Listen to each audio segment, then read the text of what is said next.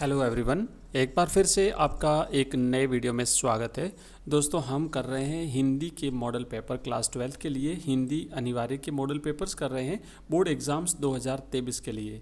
और आज का हमारा जो पेपर रहेगा, इसमें भी हम हिंदी का जो पेपर हमने जिसके पहला भाग, दूसरा भाग और तीसरा भाग किया है, उसका चौथा भाग जो बाकी है उसको हम कंटिन्यू करेंगे। मतलब खंड स जो है हमारा, उसका आपको इसमें मैं आपको कंप्लीट जो है वो बताऊँगा। तो आइए करते हैं शुरू खंड स से इस पेपर को देखना हम शुरू करते हैं। उसका हल करेंगे, सॉल्यूशन के सहित आपको ये पेपर मिलने वाला है। तो यहाँ पर आप देखेंगे कि ये टोटल 25 पेज का पेपर है, क्योंकि इसमें विद आंसर्स हैं ना, आंसर के साथ दिया हुआ है, इसलिए 25 पेज हैं। तो हम यहाँ से खंड स जो है हमारा, इसका सॉल्यूशन हम करना है। तो यहाँ से शुरू करेंगे। लिखा है कि निम्नलिखित प्रश्नों के उत्तर लगभग 60 से 80 शब्दों में दीजिए। तो आपका जो 12वां पेपर रहेगा, 12वां जो प्रश्न रहेगा प्रश्न पत्र में, वो आपका 60 से 80 शब्दों का शब्द सीमा में आपको आंसर लिखने के लिए कहा जाएगा। तो प्रश्न ये है कि आत्म परिचय कविता में कवि ने अपने व्यक्तित्व की कौन कौन सी विशेषताओं से अवगत कराया है, स्पष्ट कीजिए।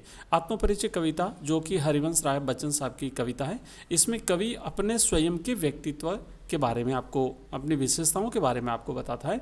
तो यहाँ पर बताना है कि वो कौन कौन सी विशेषताएं कवि ने बताई है। जल्दी से हम यहाँ पे कर लेते हैं फटाफट से सॉल्यूशन।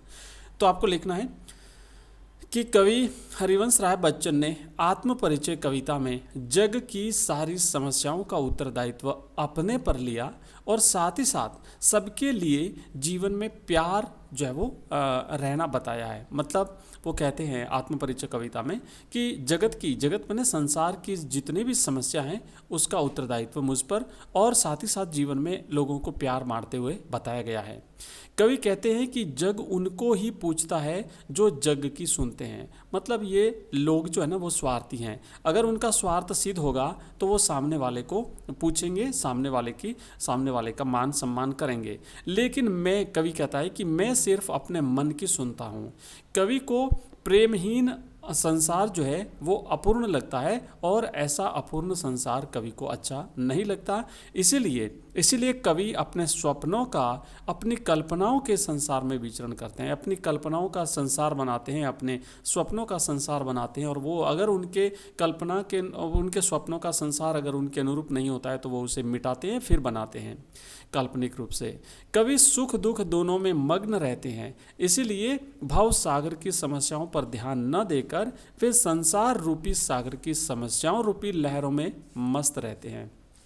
कवि अपनी शीतल वाणी में जोश की आग लेकर घूमते हैं। इस तरह कवि अपने जीवन में मिली आशा निराशा सभी से संतुष्ट रहकर ही अपनी ही धुन में मस्त रहते हैं। संसार को मिथ्या जानकर हानि लाभ मान अपमान सुख दुख सभी अवस्थाओं को समान मानते हैं। तो इस तरीके से कवि ने अपने जीवन की विशेषताओं के बारे में आत्म परिचय कविता में हमें अवगत कराया है।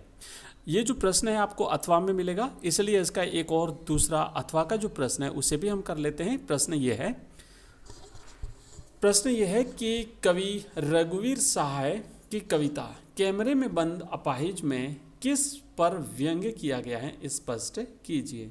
तो ये जो कविता है रघुवीर सहाय साहब की, रघुवीर सहाय जो है ये पैसे से पत्रकार रहे हुए हैं, काफ़ी बारीकी समझते हैं पत्रकारिता की और एक प्रकार से तो ई पत्रकारिता की, और बड़े व्यंग्यकार भी हैं। तो इसीलिए वो व्यंग्य करते हैं इसमें, जो एक व्यावसायीकरण हो गया है पत्रकारिता का, उस पर व्यंग्य करते हैं। कहते हैं कि कवि यहाँ पर ये कहते हैं रघुवीर सहाय जो कि पैसे से पत्रकार हैं, समाज में चल रही विडंबना और त्रासदी उनकी कविताओं का मुख्य विषय रहा है। इस कविता में उन्होंने मीडिया की दोहरी नीति पर व्यंग्य किया है। अक्सर समाचार चैनल किसी व्यक्ति अथवा घटना की दुखपूर्ण दशा को प्रस्तुत करते समय अपनी संवेदना खोकर पूर्णतः व्यावसायिक प्रवृत्ति से संचालित होकर के उसे अपने व्यवहार से क्रूर बना देते हैं। मतलब उन्हें क्या होता है कि अपने व्यवसाय का ध्यान रहता है, वो केवल अपना लाभ देखते हैं। तो इस पर कवि ने व्यंग्य किया है। यही बात इस कविता में प्रस्तुत की गई है। जब यह कविता लिखी गई थी तब हमारे देश में दूरदर्शन सीमित वर्ग तक सिमटा हुआ था, पर अब पूरा देश मीडिया के प्रभाव में है। घर घर गांव गांव फैले टीवी ने बाजारीकरण को असंवेदनशील बना दिया है।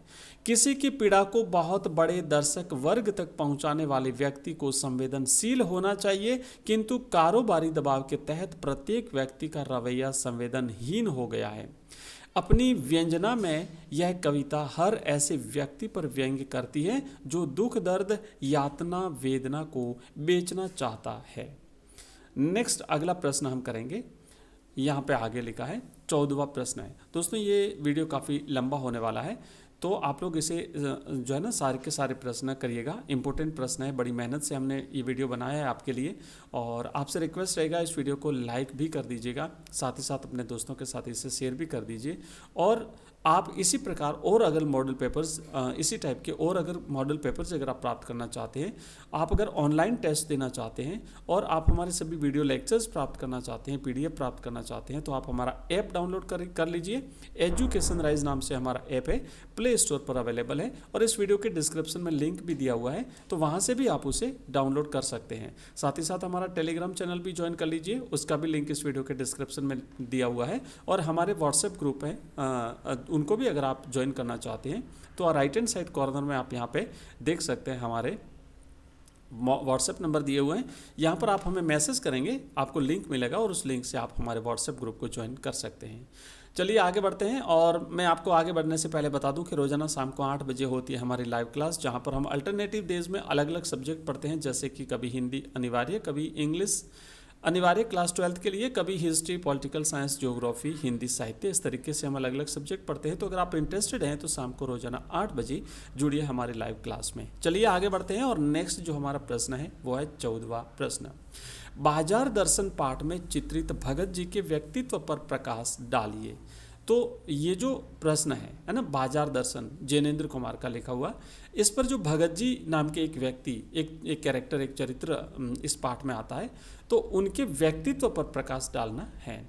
तो यहाँ पर हम बात करेंगे कि चूरण वाले भगत जी बाजार के आकर्षण से दूर तथा भरे मन वाले व्यक्ति हैं। मतलब बाजार का जादू उन पर काम नहीं करता, क्योंकि उनका मन भरा हुआ है और बड़े संतुष्ट व्यक्ति हैं, जिनके मन में तुष्टता का अर्थात प्रसन्नता का भाव निहित है।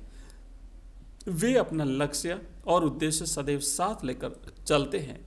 वे बाजार चौक की भव्यता और सजावट से मोहित नहीं होते हैं, कोई असमंजस नहीं होता है, उनके मन में बाजार के प्रति कोई अप्रीति का भाव नहीं है। वे बाजारूपन की प्रवृत्ति से सदैव दूर रहते हैं, इसलिए ग्राहक और विक्रेता का कपटीपन उनके हृदय में प्रवेश भी नहीं कर पा सकता है। वे सदैव 6 आने का चूर्ण बेचते हैं, और बच जाने पर, मतलब 6 आने पैसे जब उनकी इनकम हो जाती है, उसके बाद में जो चूर्ण बच जाता है, उस चूर्ण को वो बच्चों में मुफ्त बांट देते हैं। अनेक फैंसी स्टोर के सामने से गुजरते वक्त भी उनका मन नहीं ललचाता। वो केवल अपने काम से काम रखते हैं, केवल अपने काम, जिस दुकान से उनका काम है वो उस दुकान पे सीधे चले जाते हैं, बाकी इधर उधर की चीज़ों की तरफ ध्यान नहीं देते। उनका कार्य मात्र पंसारी की दुकान से होता है, जहाँ से वह जीरा और काला नमक खरीद कर वापस आ जाते हैं। वे खुली आँख, संतुष्ट मन और प्रसन्नचित्त हृदय वाले व्यक्ति हैं। वे जरूरत भर का अपना सामान खरीद बाजार को कृतार्थता प्रदान करते हैं। नेक्स्ट, और इसका भी अथवा में पूछा जाएगा। इस जो आगे वाले जितने भी प्रश्न हैं वो आपके अथवा में पूछे जाएंगे, ठीक है। तो इसका अथवा वाला एक और प्रश्न है, जो कि दोनों में से कोई आपको एक करना होगा। सारे के सारे इंपॉर्टेंट प्रश्न हैं, अच्छी तरह से याद कर लीजिएगा, इसमें से आपके परीक्षा में पूछे जा सकते हैं। और PDF के लिए मैंने आपको बताया हमारा टेलीग्राम चैनल और व्हाट्सएप ग्रुप ज्वाइन कर लीजिए और हमारा ऐप डाउनलोड कर लीजिए। तो आगे लिखा है कि पहलवान की ढोलक कहानी में व्यक्त सामाजिक विसंगतियों को स्पष्ट कीजिए। तो पहलवान की जो ढोलक है, इसमें इस कहानी में जो सामाजिक विसंगतियां हैं उसकी तरफ यहाँ पर फणेश्वर नाथ रेणु जो कहानीकार हैं, इन्होंने हमारा ध्यान आकृष्ट किया है। लिखते हैं, पहलवान की ढोलक फणेश्वर नाथ रेणु द्वारा लिखित एक प्रमुख कहानी है। विशेष करके एक आंचलिक कहानीकार हैं फणेश्वर नाथ रेणु। तो इन्होंने एक बहुत ही ये संवेदनशील बनाने, संवेदनशीलता की तरफ हमें आकृष्ट करने वाली कहानी लिखी है। इस कहानी में सामाजिक व्यवस्था बदलने के साथ लोक कला और उसके कलाकार के अप्रासंगिक हो जाने की कहानी है। मतलब आपने देखा होगा, कहानी में पढ़ा होगा कि पहले जो राजा साहब थे वो एक प्रकार से पहलवान को आश्रय देते हैं और उसकी पहलवानी को एक प्रकार से सम्मान के भाव से देखते हैं। लेकिन राजा साहब के बाद में जब युवराज फिर राजगद्दी पर बैठते हैं, मतलब जैसे ही व्यवस्था बदली उसके बाद में जो कला थी वो भी बदल गई। वो जो उसका महत्व था लोक कला का वो समाप्त हो गया और उन्होंने उसके स्थान पर, पहलवानी के स्थान पर घुड़दौड़ जो है वो उसको जो है वो प्रमुखता दी थी। तो यहाँ पर यही बात कही गई है कि सामाजिक व्यवस्था बदलने के साथ लोक कला और उसके कलाकार अप्रासंगिक हो जाते हैं। पहलवान से जुड़ी पहलवानी का खेल पहले मनोरंजन का माध्यम हुआ करती थी। राज व्यवस्था में खेल और पहलवानों को पूरा सम्मान मिलता था, जिससे कलाकार का जीवन यापन होता था। लेकिन बदलती व्यवस्था के कारण लोक कलाएं लुप्त होती जा रही हैं। लोक कलाएं हमारी संस्कृति का अभिन्न अंग है। इसका संरक्षण और लोक कलाकारों के भरण पोषण की नैतिक जिम्मेदारी सभी की है। खास करके सरकार द्वारा दी जाने वाली सुविधाओं का समुचित लाभ उनको मिलना चाहिए, लेकिन इन्हें नहीं मिल पाता है और न ही सामाजिक स्तर पर इन्हें प्रोत्साहन मिलता है। इसी बात को लेकर के वह अपने लेखक ने यहाँ पर इसका वर्णन किया है। नेक्स्ट हमारा 15वां प्रश्न रहेगा और इसकी शब्द सीमा रहेगी 120 शब्द। ये रहेगा आपका 6 नंबर का प्रश्न। तो आइए देखते हैं 15वां प्रश्न। लिखा है, 15वां प्रश्न है कि यशोधर बाबू की पत्नी की प्रमुख विशेषताएं बताइए। यहाँ पर आपको जो है ना, जो इम्पोर्टेंट कैरेक्टर्स होते हैं, पात्र जो होते हैं, है ना, अलग अलग चैप्टर्स में, तो आप उन्हें अच्छी तरह से याद कर लीजिए, क्योंकि कई बार इनकी विशेषताओं पर प्रश्न पूछ लिया जाता है। जैसे पिछले साल जो बोर्ड के एग्जाम्स हुए थे वहाँ पर एक प्रश्न पूछा था, आपने देखा होगा, उसकी जो सूरदास की झोंपड़ी जला दी जाती है, तो सूरदास की विशेषताओं के बारे में पूछा था, उसकी विशेषताएं बताइए। तो इसी तरीके से यहाँ पर जो यशोधर बाबू हैं, हो सकता है यशोधर बाबू की विशेषताएं पूछ ली जाए। तो इस प्रश्न में यशोधर बाबू की पत्नी की विशेषताओं के बारे में पूछा गया है। आपको लिखना है कि उनकी विशेषताएं क्या क्या हैं। लिखेंगे, यशोधर बाबू की पत्नी एक आम भारतीय नारी है जो बदलते वक्त के साथ बदलना जानती है। उसके व्यक्तित्व में निम्नलिखित प्रमुख विशेषताएं दृष्टिगोचर होती हैं। पहला, दबी हुई नारी। ये चैप्टर पढ़ने के बाद आप स्वयं ने भी जाना होगा कि यशोधर बाबू की पत्नी जो है पहले संयुक्त परिवार में रही थी। ये बात वो स्वयं उजागर करती है। तो यहाँ पे कवि लेखक लिखते हैं कि यशोधर की पत्नी को विवाह के बाद अनचाहे मन से संयुक्त परिवार में रहना पड़ा। इस कारण जिस तरह से स्वच्छंद होकर वह सुख भोग लेना चाहती थी वैसा ले न पाई। इसीलिए वह अपने पति से कहती है, किसंदा तो थे ही जन्म के बूढ़े, तुम्हें क्या सुर लगा जो उनका बुढ़ापा खुद ओढ़ने लगे हो। दूसरा, ये उनकी विशेषताओं में आधुनिकता की चाह। यशोधर बाबू की पत्नी में आधुनिक रंग ढंग की बहुत चाह है, इच्छा है उनकी। इसलिए वह बालों में खिंचाव लगाना, होठों पर लाली लगाना आदि आदि, और ऊंची अड़ी की चप्पल पहनना, ये सारी चीज़ें वो किया करती हैं। पर अपने पति को कहती हैं, वह सिर पर पल्लू वल्लू मैंने कर लिया बहुत तुम्हारे कहने पर, समझे, मेरी बेटी वही करेगी जो दुनिया कर रही है। नेक्स्ट है, पति के प्रति विद्रोह का भाव। यशोधर की पत्नी के मन में अपने पति के प्रति जरा भी सहानुभूति नहीं है। वह जरा सी बात पर अपने पति को जो है वो झिड़क देती है। वह उनको उबाऊ व्यक्ति मानती है जो समय से पहले ही बूढ़ा हो गया है। अतः वह पूरी तरह अपने बच्चों की तरफदारी करती है, अपने बच्चों का पक्ष लेती है। तो ये हमने देखा यशोधर बाबू की पत्नी की विशेषताएं। इसमें भी आपको अथवा में प्रश्न मिलेगा। तो अथवा में प्रश्न है कि जो जूझ कहानी है ना, जूझ आत्मकथात्मक अंश में आनंद यादव, आनंद को जुझारू अर्थात संघर्षशील चित्रित किया गया है।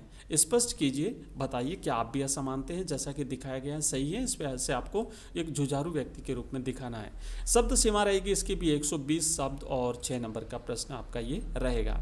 तो आप लिखेंगे कि जूझ आत्मकथात्मक अंश में छोटी आयु में बालक आनंद विपरीत परिस्थितियों में संघर्ष करता है। आपने देखा कि जब वो छोटा बच्चा था, दिन भर खेत में काम करता है, उसके मन में बार बार ये बात रहती थी कि खेती करके व्यक्ति केवल अपना घर चला सकता है, केवल अपना गुजारा बस कर सकता है, इसके अलावा कुछ वो कुछ बड़ा नहीं कर सकता। तो वो अपनी माँ से अपने मन की बात कई बार करता है और आखिरकार माँ को लेकर के वो जो है पाठशाला जाने के लिए, है ना, राय के पास पास पहुंच ही जाता है, दत्ता राय के पास, और आखिरकार उसमें सफल हो जाता है।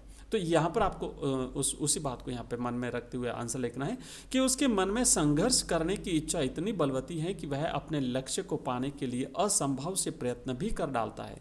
वह अपने पिता द्वारा पढ़ाई छुड़ाए जाने पर आगे पढ़ाई करने की इच्छा से पूरित होकर अपनी लाचार माँ से बात करता है, लेकिन माँ को निराश देखकर उसे संभावित रास्ता निकाल लेता है। वह अपनी माँ के साथ दत्ताजी राय के घर जाता है। वहाँ अपने मन की बात अपनी माँ से कहलवाकर पाठशाला जाने की बात पर उनसे आज्ञा प्राप्त कर लेता है। पाठशाला में पहुँचने पर उसे फिर एक बार घोर निराशा और अपमान का सामना करना पड़ता है, परंतु वह जूझ के आधार पर रास्ता निकाल लेता है। जल्दी ही वह अपने परिश्रम के कारण शिक्षक का चहेता छात्र ही नहीं बल्कि कवि बन जाता है। उसकी यह प्रगति उसके जुझारू और संघर्षशील कोशिश की ही देन है। तो इस तरीके से यहाँ पे इस कहानी के माध्यम से हमें संघर्षशील व्यक्ति की सफलता के बारे में लेखक ने बताया है। तो दोस्तों ये हमने किया है आपका खंड स, और अब है खंड द। तो वीडियो काफ़ी लंबा हो रहा है, इसलिए खंड द जो है वो नेक्स्ट वीडियो में पढ़ेंगे, ठीक है। टुकड़ों टुकड़ों में पढ़ने से क्या होता है, इंटरेस्ट बना रहता है, आप लोगों को भी थोड़ा ठीक लगता है, नहीं तो लंबे वीडियो से आप भी बोर हो जाएंगे।